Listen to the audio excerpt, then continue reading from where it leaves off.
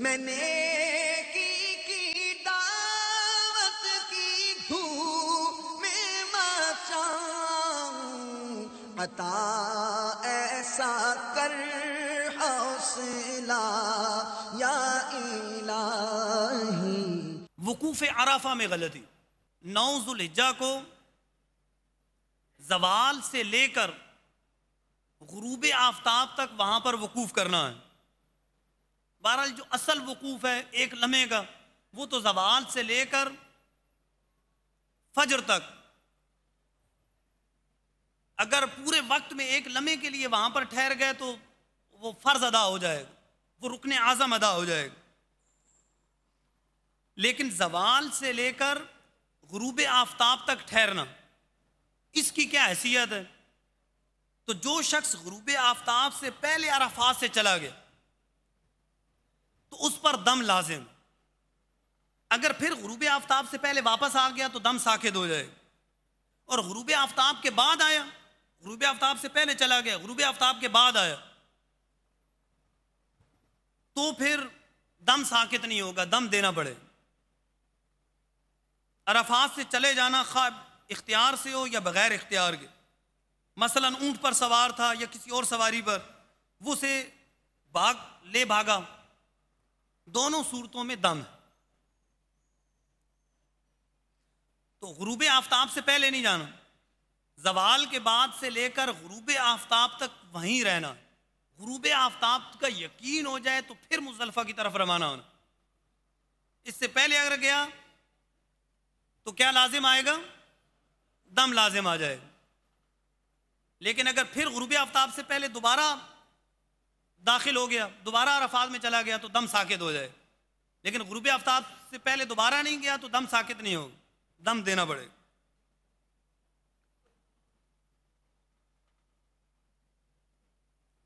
وقوف مزدلفہ، مزدلفہ میں رات گزارنا تو سنت ہے، لیکن اس کا وقوف طلوع فجر سے لے کر طلوع آفتاب تک، اس وقت کے اندر وہاں پر کچھ دیر کے لیے ٹھہرنا، وقوف کرنا، یہ واجب۔ تو لہٰذا 10ویں کی صبح کو مزدلفہ میں بلا عذر وقوف نہ کیا تو اب دم لازم آئے گا، دم دینا پڑے گا۔ اس وقت میں کچھ نہ کچھ وہاں پر ٹھہرنا ضروری ہے، طلوع فجر کے بعد اور طلوع آفتاب سے پہلے کچھ دیر وہاں پر ہونا ضروری ہے، اگرچہ ایک لمحے کے لیے تو یہ واجب ادا ہو جائے۔ رمی جمرات بھی حج کا حصہ ہے، تو 10ویں کو بڑے شیطان کو کنکریاں مارنی، 11-12 کو تینوں کو مارنی ہے۔ تو رمی کے اندر اگر رمی چھوڑ دی کسی دن کی، یا ایک دن کی پوری رمی چھوڑ دی، یا ایک شیطان کو چھوڑ دی، تو اب اس صورت میں کیا لازم آئے گا؟ تو کسی دن کی رمی نہیں کی، یا ایک دن کی بالکل نہیں کی، یا اکثر ترک کر دی، مثلا 10ویں کو 3 کنکریاں تک ماری، یا 11ویں وغیرہ کو 10 کنکریاں تک، کہ 10ویں کو ٹوٹل 7 مارنی، تو اس کا جو اکثر سے کم ہے وہ 3 ہے، اکثر 4 ہو جائیں گے۔ تو کسی دن کی رمی بالکل نہیں کی یا اکثر ترک کر دی، مثلا 10ویں کو 3 ماری یا 11ویں وغیرہ کو 10 کنکریاں تک، یا کسی دن کی بالکل یا اکثر رمی دوسرے دن کی، تو ان سب صورتوں میں دم لازم۔ تو کسی دن کی کل رمی یا اکثر رمی چھوڑی تو دم، کسی دن کی کل یا اکثر چھوڑی تو دم۔ اگر کسی دن کی نصف سے کم چھوڑی، مثلا 10ویں کو 4 کنکریاں ماری 3 چھوڑ دیں، یا اور دنوں کی 11 ماری 10 چھوڑ دی، یا دوسرے دن کی، تو ہر کنکری پر 1 صدقہ ہے دے، اور صدقوں کی قیمت دم کے برابر ہو جائے تو کچھ کم کر دے، اگر صدقوں کی قیمت اتنی زیادہ ہو گئی ہے، کنکری اتنی چھوڑی ہیں کہ وہ اتنے زیادہ صدقے ہو گئے ہیں کہ دم سے قیمت ان کی زیادہ بن رہی ہے، تو کچھ کم کر دے۔ عموماً ایسا ہوتا نہیں کہ صدقے اتنے صدقے ہیں ان کی مقدار جو ہے وہ دم سے بھی زیادہ ہو جائے، آج کل نہیں ہوتا۔ بہرحال دو باتیں کہ اگر پوری رمی چھوڑ دی کسی دن کی یا اکثر چھوڑ دی تو دم ہے، اگر نصف سے یا نصف سے کم چھوڑی یعنی اکثر نہیں تو اس صورت میں صدقہ ہے، اور ہر کنکری کے بدلے میں صدقہ ہے۔ قربانی اور حلق میں غلطی ہے۔ پہلے بات تو یہ ذہن میں رکھیں کہ پہلے رمی کرنی ہے، رمی کرنے کے 10ویں کو رمی کرنے کے بعد پھر قربانی ہے اور پھر حلق ہے، ان کی ترتیب آپس میں واجب ہے۔ اگر ترتیب آپس میں نہ رہی تو بھی دم لازم آ جائے گا۔ پہلے رمی، پھر قربانی اور پھر حلق، پھر احرام سے نکل جائیں گے۔ اب طواف زیارت جو ہے وہ 10، 11، 12 کسی دن بھی کر دیں، پھر 10ویں کو بھی رمی اور پھر 11 کو رمی اور پھر 12 کو بھی کرنی۔ اچھا، اگر رمی سے پہلے قربانی ہو گئی یا یوں ہوا کہ قربانی جو ہے ابھی نہیں ہوئی اور حلق کروا دیا تو ان صورتوں میں دم لازم آ جائے گا کہ ترتیب آپس میں ضروری ہے۔ حرم میں حلق کروانا ضروری ہے۔ حرم میں اگر حلق نہ کیا، حدود حرم سے باہر کیا یا 12ویں کے بعد کیا یا رمی سے پہلے کیا یا قارن و متمتع نے قربانی سے پہلے کیا، ان دونوں نے رمی سے پہلے قربانی کی تو ان سب صورتوں میں دم لازم۔ حرم میں ضروری ہے، اگر حرم میں نہ کی قربانی تو بھی دم لازم ہے۔ 12ویں سے پہلے ضروری ہے قربانی میں، اگر 12ویں کے بعد کی تو بھی دم لازم ہے۔ رمی کے بعد قربانی، اگر رمی سے پہلے قربانی کی تو بھی دم لازم ہے۔ اور یہ قارن متمتع کے لیے جو قربانی جن کے لیے واجب ہے، مفرد پہ ویسی قربانی واجب نہیں۔ تو قارن متمتع نے قربانی سے پہلے کیا تو اس پر بھی دم ہے، یا ان دونوں نے رمی سے پہلے قربانی کر لی تو بھی دم لازم آ جائے گا۔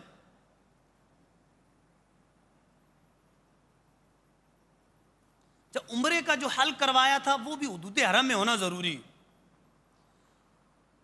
اس کا حلق بھی اگر حرم سے باہر ہوا تو دم ہے، مگر عمرے میں کوئی وقت کی قید نہیں۔ یہاں حج میں تو یہ ہے کہ 12ویں سے پہلے کرائے، لیکن عمرے میں ایسا نہیں۔ حج کرنے والے نے 12ویں کے بعد حرم سے باہر سر منڈایا تو 2 دم لازم ہے، ایک حرم سے باہر حلق کرنے کا، دوسرا 12ویں کے بعد۔ اگر بالفرض وہاں پر حلق نہیں کیا، 12ویں بھی گزر گئی، اب حدود حرم سے باہر، اب حدود حرم سے باہر اگر حلق کرواتا ہے تو ایک تو 12ویں کے بعد کیا ہے، دوسرا حدود حرم سے باہر ہے، تو 2 دم لازم آئے۔ نمبر 13، شکار کرنا۔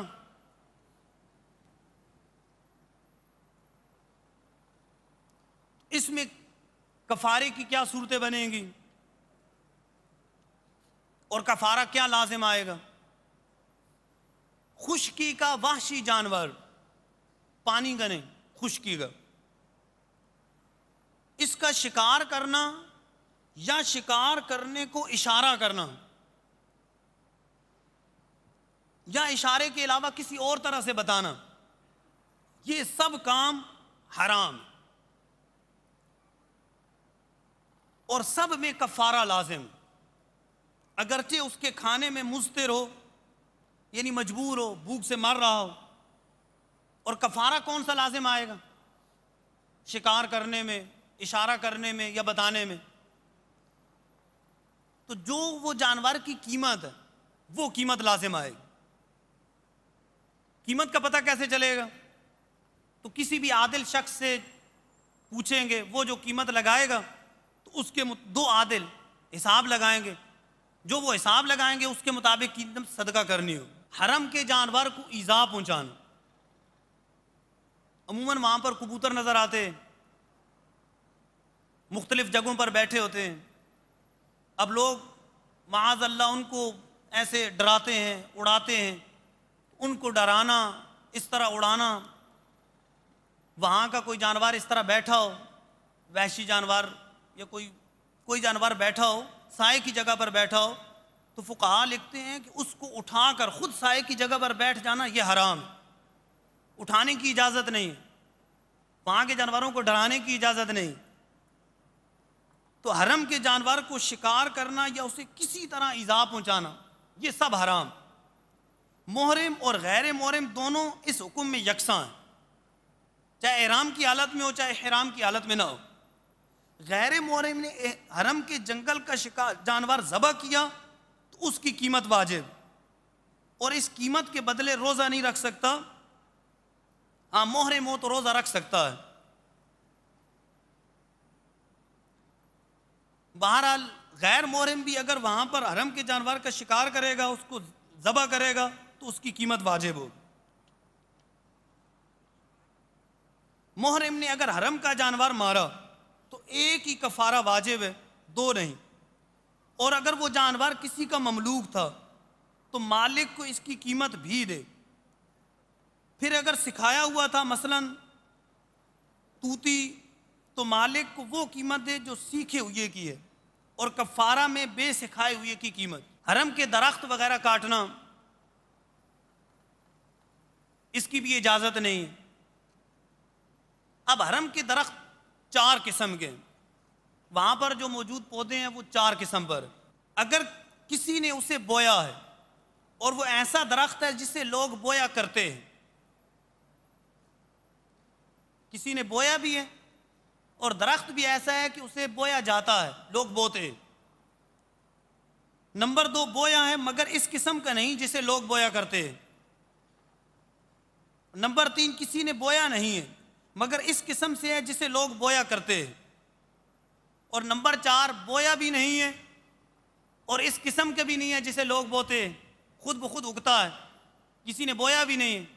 تو اس چوتھی صورت میں کاٹنے پر گناہ ہے، جبکہ پہلی جو 3 صورتیں ہیں اس کے کاٹنے پر کچھ نہیں. یعنی ایک ہی صورت، وہ درخت ایسا ہے کہ بویا نہیں ہے اور نہ اس قسم سے ہے جس کو بویا جاتا ہے، تو اس صورت کے اندر اس کو کاٹنا منع ہے. جبکہ پہلے کی جو 3 صورتیں ہیں کاٹنے میں کچھ حرج نہیں ہے، اس پر جرمانہ بھی نہیں ہے. ہاں اگر کسی کی ملک میں ہو تو تاوان دینا ہوگا، اور چوتھی قسم میں جرمانہ بھی دینا پڑے گا.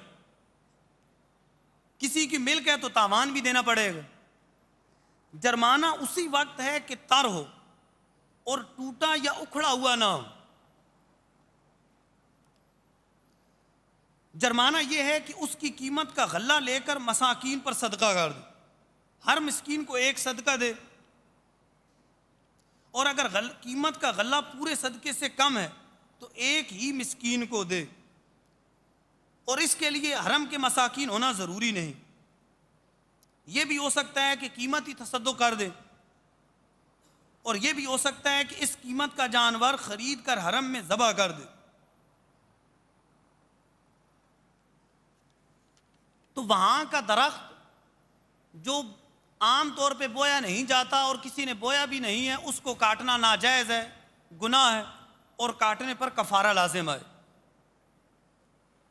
کفارہ کتنا ہے؟ اس کی قیمت صدقہ کر دے یا اتنا کا غلہ خرید کر صدقہ کر دے. میں نے کی دعوت کی دھوم میں مچاؤں، عطا ایسا کر حوصلہ یا الہی.